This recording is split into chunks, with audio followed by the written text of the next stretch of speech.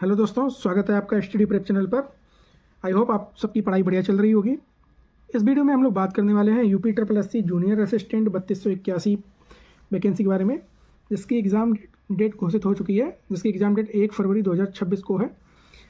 इसका सिलेबस आप लोगों को पता ही होगा दोस्तों, जिसमें Hindi 30 questions, reasoning 15 questions, computer 15 questions, UP के 20 क्वेश्चंस और जीके जीएस 20 क्वेश्चंस के साथ 100 नंबर का पेपर होता है आपका। और आपको 1/4 नेगेटिव मार्किंग आपको देखने को मिलती है। इसके लिए आपको 2 घंटे का समय दिया जाता है दोस्तों। तो चलिए बात करते हैं इस एग्ज़ाम के बारे में। इसमें आपके सिर्फ 50 दिन बचे हुए हैं। ये 50 दिन आपकी किस्मत बदल देंगे अगर आप लोग अच्छे से पढ़ाई करेंगे इसकी। इसमें कंपटीशन बहुत कम लेवल का है दोस्तों। इसके पेट की कट ऑफ जो लगी थी वो 28 नंबर पर लगी थी दोस्तों, जिसमें 1,32,000 स्टूडेंटों ने क्वालिफाई किया था। अगर देखा जाए तो एक सीट पर 40 स्टूडेंट फाइट कर रहे हैं। दरोगा की तुलना में दोस्तों यहाँ पे बहुत कम कंपटीशन है।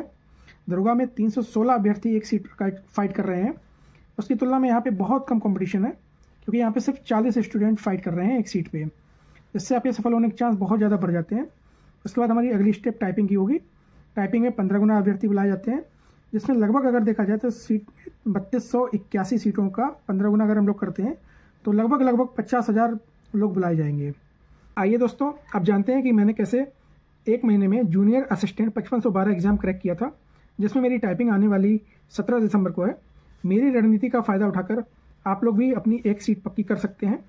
इतनी कोई बड़ा एग्ज़ाम नहीं है ये, और ना ही इतना कोई टफ एग्ज़ाम है जो आपको बहुत ज़्यादा टेंशन लेने की ज़रूरत है। बस आपको एक सही रणनीति की ज़रूरत है। चलिए शुरू करते हैं बुक लिस्ट के साथ। मेरी क्या बुक लिस्ट थी जिसको मैंने फॉलो किया, और इसके साथ मैंने अपने जूनियर असिस्टेंट 5512 में 65+ स्कोर किया। हिंदी के लिए दोस्तों मैंने आदित्य पब्लिकेशन को फॉलो किया था। आप लोग राजपाल यादव को भी फॉलो कर सकते हैं, ये भी काफ़ी अच्छी बुक है। लेकिन दोस्तों मेरे पास पहले से ही आदित्य पब्लिकेशन थी, तो मैंने आदित्य पब्लिकेशन को ही 4 से 5 बार पढ़ा था। 4 से 5 बार पढ़ा था मैंने एक महीने में। ठीक है। रीजनिंग के लिए आप लोग मॉक टेस्ट का सहारा ले सकते हैं। किसी भी एग्ज़ाम के मॉक टेस्ट हो, आप लोग उनको लगा सकते हैं। मैंने SSC, UPSI, UP triple SC, जितने भी मॉक टेस्ट थे प्रीवियस ईयर के, मैंने इन सबको सॉल्व किया था। और इन सबको सॉल्व करने के बाद मुझे कहीं से भी कुछ पढ़ने की ज़रूरत नहीं पड़ी थी। कंप्यूटर के लिए दोस्तों मैंने यूथ पब्लिकेशन की बुक को फॉलो किया था। इससे बेस्ट बुक मुझे कंप्यूटर के लिए यूपी ट्रिपल एससी के एग्ज़ाम्स के लिए कोई नहीं लगी। हालांकि काफ़ी लोग परीक्षा मंथन को भी रिकॉग्नाइज करते हैं, लेकिन दोस्तों मैंने ये बुक नहीं पढ़ी है। तो आप लोग चाहें तो देख सकते हैं इस बुक को भी। बाकी मुझे ये बुक सफिशिएंट लगती है कंप्यूटर के लिए। इसके साथ मैंने यूट्यूब से क्लासेस वगैरह ली थी।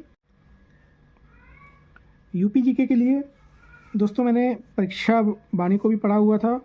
इसमें आपकी 2 किताबें आती हैं परीक्षा वाणी की, एक समग्र अध्ययन, एक संक्षिप्त अध्ययन। तो याद रखिएगा, आपको समग्र अध्ययन की बुक लेनी है, जिसमें आपको डिटेल्ड अध्ययन दिया हुआ होता है। आपको यही बुक फॉलो करनी है।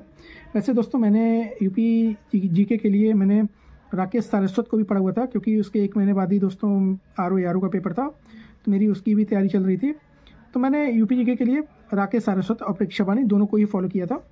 तो आप ये बुक पढ़ सकते हैं, काफ़ी अच्छी बुक है परीक्षा वाणी की समग्र अध्ययन।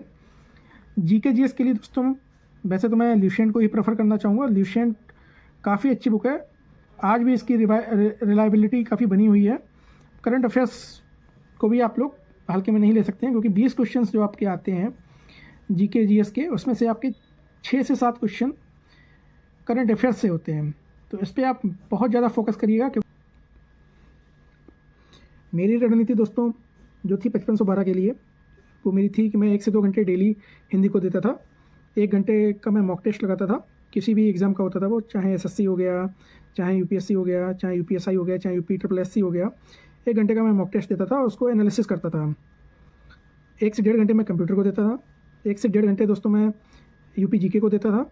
और मैं 2 घंटे दोस्तों जिसमें करंट अफेयर्स को 1 घंटा देता था, और 1 घंटा मैं ल्यूसेंट से रिवीजन करता था। तो इस प्रकार से मैं 8 से 10 घंटे की क्वालिटी टाइम पढ़ाई करता था दोस्तों। और आप लोगों के पास भी मुझे लगता है 50 दिन अभी बचे हुए हैं। 50 दिनों में अगर आप लोग 8 घंटे से 10 घंटे तक अगर इस एग्ज़ाम के लिए पढ़ते हैं, तो मुझे लगता है आपको सक्सेसफुल होने से कोई भी नहीं रोक सकता है। सफलता आपके पास होगी दोस्तों। 50 दिन है अभी भी अगर आप सीरियस होकर पढ़ते हैं तो मुझे लगता है आप इस एग्ज़ाम को बड़े आसानी से क्रैक कर सकते हैं दोस्तों। चलिए अब आप लोगों के कुछ क्वेश्चंस, कॉमन क्वेश्चंस को ले लेते हैं। काफ़ी लोगों के डाउट होते हैं कि मॉक टेस्ट कब देना चाहिए, सप्ताह में कितने मॉक टेस्ट देना चाहिए। तो यहाँ पे मैं आप लोगों से यही कहना चाहूँगा कि आप लोग अपनी तैयारी के अनुसार सप्ताह में 1 या 2 मॉक टेस्ट ज़्यादा से ज़्यादा दे सकते हैं। अभी अगर आपकी तैयारी अच्छे लेवल की है तो आप सप्ताह में 2 मॉक टेस्ट को कर सकते हैं। और अगर आप लोग अभी तैयारी के फेज में हैं, अभी सिलेबस कंप्लीट नहीं हुआ है आप लोगों का, तो आप लोग सप्ताह में 1 मॉक टेस्ट दे सकते हैं। चलिए बात करते हैं सेफ़ स्कोर के बारे में। सेफ़ स्कोर क्या होगा? सेफ़ स्कोर पर वैसे तो एग्ज़ाम होने से पहले बात नहीं करनी चाहिए, फिर भी अगर आप लोगों को एक सेफ़ स्कोर लेके चलना है तो मैं आपसे कहूँगा कि 70 प्लस का टारगेट बनाकर रखिएगा। 70 प्लस से नीचे का अभी आप मत सोचिएगा। टाइपिंग स्कोर के बारे में मैं आप लोगों को बता दूं, टाइपिंग स्कोर 52 ±2 हो सकता है इस बार का टाइपिंग स्कोर। मेरे हिसाब से इससे ज़्यादा नहीं होना चाहिए। वैसे टाइपिंग स्कोर भी कट ऑफ के ऊपर डिपेंड करती है और ये पेपर के लेवल पर भी डिपेंड करेगा कि पेपर इजी आया है कि मॉडरेट आया है कि टफ़ आया है। तो ये पेपर के बाद के क्वेश्चंस हैं, लेकिन फिर भी मैंने मोटा मोटी आप लोगों को एक बता दिया है। टारगेट आप 70 प्लस से नीचे लेके नहीं चल सकते हैं। टाइपिंग के लिए जो कट ऑफ होगी वो 52 ±2 होनी चाहिए मेरे हिसाब से। तैयारी में पूरा जोर लगा दीजिए। अब केवल 50 दिन बचे हुए हैं आपकी तैयारी को। एक शानदार नौकरी आप लोगों का इंतज़ार कर रही है। वीडियो ख़त्म करने से पहले मैं आप लोगों को कुछ 2 लाइनें सुनाना चाहूँगा। उड़ान तो भरनी है चाहे कई बार गिरना पड़े, उड़ान तो भरनी है चाहे कई बार गिरना पड़े, सपनों को पूरा करना है चाहे खुद से भी लड़ना पड़े। इसी के साथ मैं वीडियो को अंत करता हूँ दोस्तों। अगली वीडियो में आपसे फिर से मुलाकात होगी।